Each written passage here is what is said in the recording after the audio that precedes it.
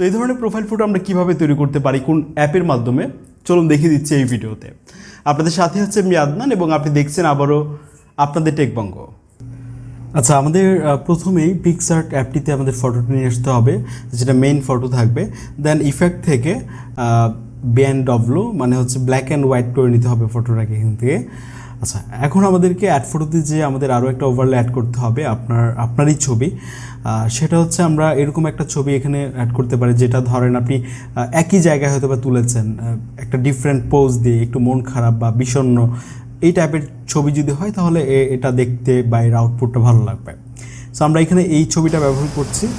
আমরা এটাকে remove.bg যে অ্যাপ আছে বা তাদের যে অনলাইন ভার্সন সাইট আছে সেখান থেকে আপনারা ব্যাকগ্রাউন্ডটা রিমুভ করে নেবেন।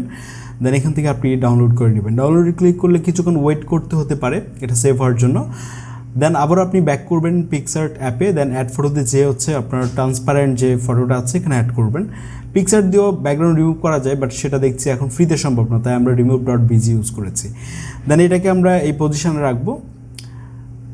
এরপর আমরা যাব হচ্ছে এখান থেকে আপনাদেরকে দেখাতে চাই অপাসিটি যে টুলটা আছে এটা শুরুতেই থাকবে। এটা আপনি আমি এখান থেকে 54 করে দিচ্ছি।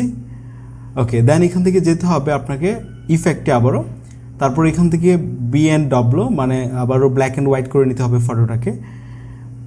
এরপর আমরা যদি দেখি যে এটার অ্যাকুরেট রেজাল্ট আসছে তাহলে তো হলো, যদি না হয় তাহলে আপনি যেটা করতে পারেন এটার পজিশন ঠিক করে আপনি আবারও যাবেন এখান থেকে ব্ল্যান্ড যে টুলটা আছে এখানে ক্লিক করবেন।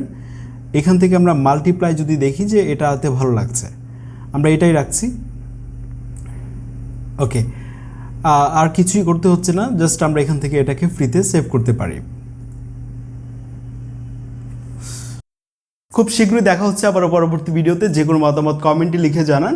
সবাইকে অনেক ধন্যবাদ পুরো ভিডিওটি দেখার জন্য, এবং প্রথমবার চ্যানেলে এসে থাকলে সাবস্ক্রাইব করতে পারেন আমাদের ভিডিওগুলো সবার আগে সবসময় দেখার জন্য।